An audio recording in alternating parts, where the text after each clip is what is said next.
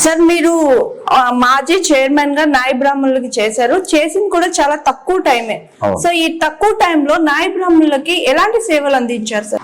గతంలో ఏ ముఖ్యమంత్రి చేయనటువంటి విధంగా వైఎస్ జగన్మోహన్ రెడ్డి గారు ముఖ్యమంత్రి అయిన తర్వాత నాయ బ్రాహ్మణులకి ఏదైతే వాళ్ళ వృత్తులకి సంబంధించినటువంటి ఆంధ్రప్రదేశ్లో ఉండేటువంటి ఎండోమెంట్ దేవాలయాల్లో కూడా వాళ్ళ వృత్తిని కొనసాగిస్తారు. వెంట్రుకలు తీయటం, అలాగే నాదస్వరం, డోర్లు, దేవుడి సన్నిధిలో వాళ్ళ మేలుకొల్పుని ఏకాంత సేవలు చేయటం, ఇదంతా కూడా బ్రాహ్మణులతో పాటు నాయి బ్రాహ్మణులు కూడా మిళితమై హిందుత్వానికి సంబంధించినటువంటి హిందూ దేవాలయాలకు సంబంధించినటువంటి వాటి పద్ధతుల్ని, నిబంధనల్ని, మేలుకొల్పుల్ని, దేవుని మేలుకొల్పే కాడి నుంచి ఏకాంత సేవ మళ్ళా పడుకునేంత వరకు కూడా వీళ్ళ శ్రమ ఉంటుంది. అయితే గతంలో ఏదైతే వీళ్ళ వృత్తుల మీద ఆధారపడి జీవిస్తున్నారో, ఒక గుడిలో వాళ్ళు ఏదన్నా ఆ వెంట్రుకలు తీసే కార్యక్రమం, గుండు కొట్టే కార్యక్రమం తీసుకున్నప్పుడు ఒకరికి గుండు కొడితే 2 రూపాయలు, 3 రూపాయలు, 5 రూపాయలు ఇచ్చేవాళ్ళు. అదేవిధంగా ఈ నాదస్వర కళాకారులకు కూడా జీతాలు లేకుండా డైలీ వాళ్ళకి ఇంత జీతం అని చెప్పి 200, 150 రూపాయలు ఇచ్చేవాళ్ళు. స్వతహాగా నాయ బ్రాహ్మణులు ఆ గ్రామాలలో వాళ్ళ వృత్తిని కొనసాగించుకుంటూ వాళ్ళు ఇచ్చేటువంటి మేర మీద వాళ్ళ భవిష్యత్తుని, వాళ్ళ పిల్లల్ని, వాళ్ళ ఒక ఇంటికి గడుపుకుండేవాళ్ళు. ఎప్పుడైతే గత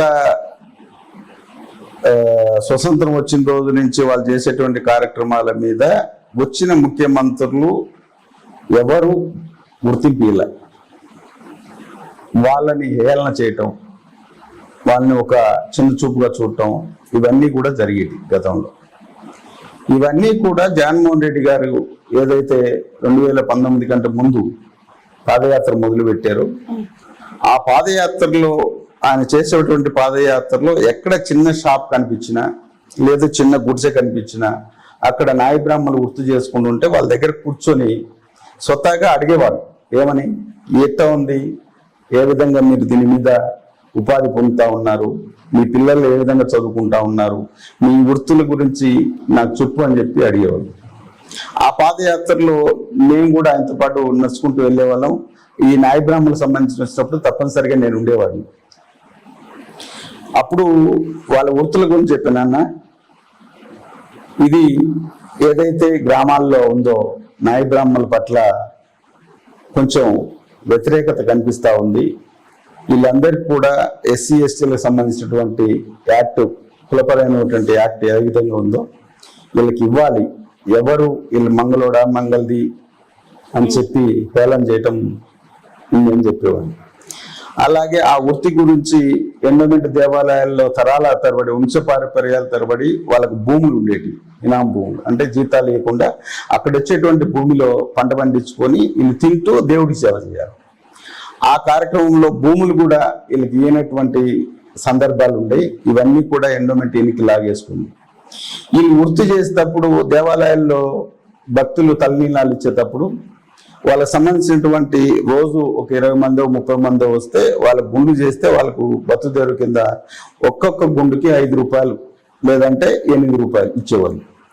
ఇవి ఎన్ని గుండ్లు చేస్తే వాళ్ళకి ఎంత జీతం వస్తుంది? ఏమి రాదు.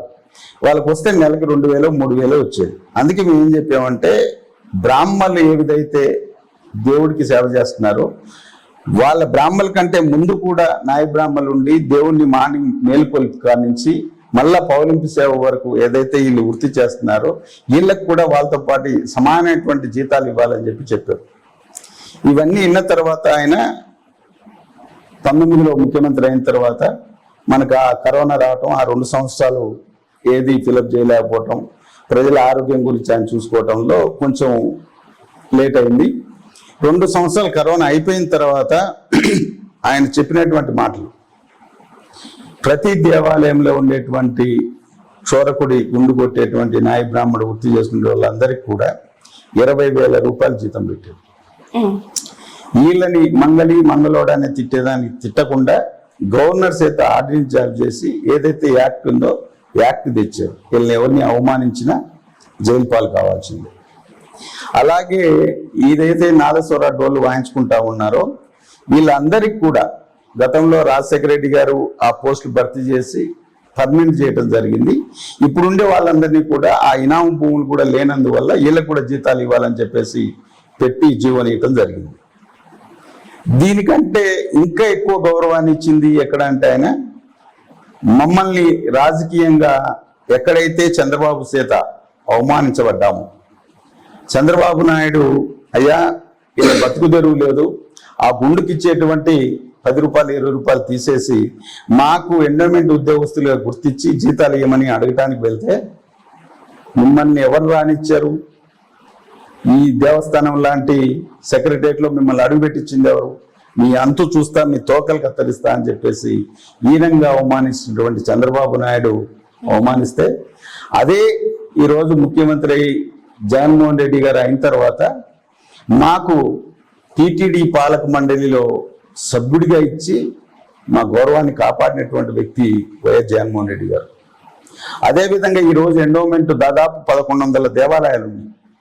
ప్రతి దేవాలయంలో మీ సంబంధించినటువంటి వ్యక్తులు అక్కడ ఉద్యోగులుగా ఉన్నారు కాబట్టి, ఎంప్లాయీస్గా ఉన్నారు కాబట్టి ఆ మీ సమస్యలు మీరే పరిష్కరించుకోండి అని చెప్పేసి మాకి గవర్నర్ చేత ఒక ఆర్డినెన్స్ ఇచ్చి తప్పనిసరిగా 1100 దేవాలయాల్లో ఆ పాలక మండలి సభ్యుల్లో నాయ బ్రాహ్మడు ఉండాలని చెప్పేసి జీవోనిచ్చి మమ్మల్ని అక్కడ పోస్టింగ్ ఇచ్చినటువంటి, రాజకీయంగా భవిష్యత్తుని కల్పించి మా గౌరవాన్ని పెంచినటువంటి వ్యక్తి వైఎస్ జగన్మోహన్ రెడ్డి గారు.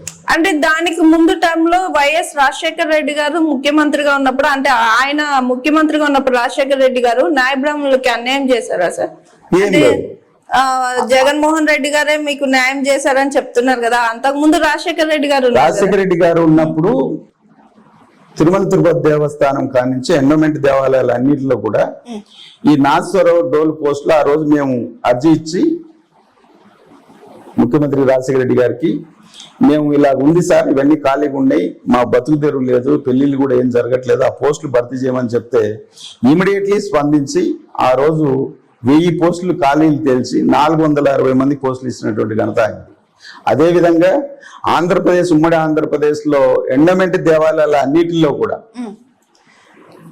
మహిళే గుండు చేయాలి అని ఎందుకు ఆ ప్రపోజల్ పెట్టేశారంటే, ఏదైతే దేవుడి భక్తితో మనం వచ్చి అక్కడ ఉన్నటువంటి దేవస్థానం కోనేరులో మురిగి మనము ఆ నాయ బ్రాహ్మణుడి దగ్గర గుండు చేయించుకోవడానికి కూర్చుంటాం తడిబట్టలతో.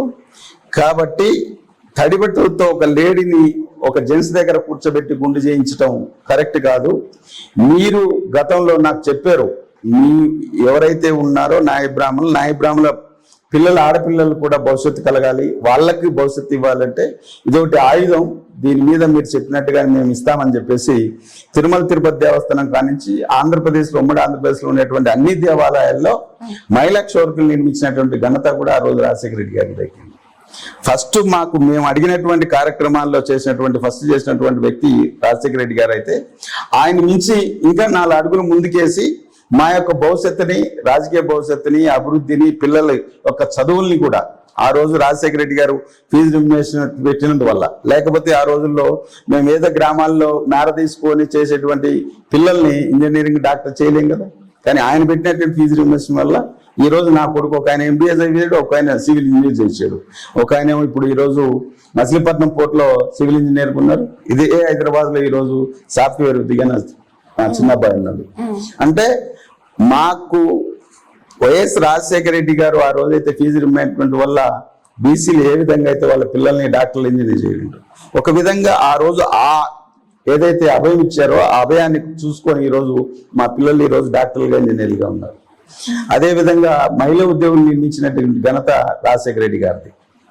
ఈరోజు వాటిని మించి మా గౌరవాన్ని పెంపొందించి మేము ఎక్కడే కానీ అవమాన పాలు కాకుండా, ఆఖరికి క్యాస్ట్ సర్టిఫికేట్ లో కూడా మీరు మంగళోడ అని పెట్టకుండా, భజంత్రి అని పెట్టకుండా నాయ బ్రాహ్మడి అని పెట్టాలని చెప్పేసి జీవో ఇచ్చినటువంటి సందర్భం కూడా వైఎస్ జగన్మోహన్ రెడ్డి గారు. కాబట్టి అన్ని విధాలా మమ్మల్ని ఆదుకుంది. 100% ఈరోజు మా గౌరవం కలిగిందంటే జగన్మోహన్ రెడ్డి గారు. Hi, this is Swathi. Like చేయండి, షేర్ చేయండి, కమెంట్ చేయండి అండ్ సబ్స్క్రైబ్ చేయండి GRTV. Hi, this is Monica. Please like, share and subscribe GRTV.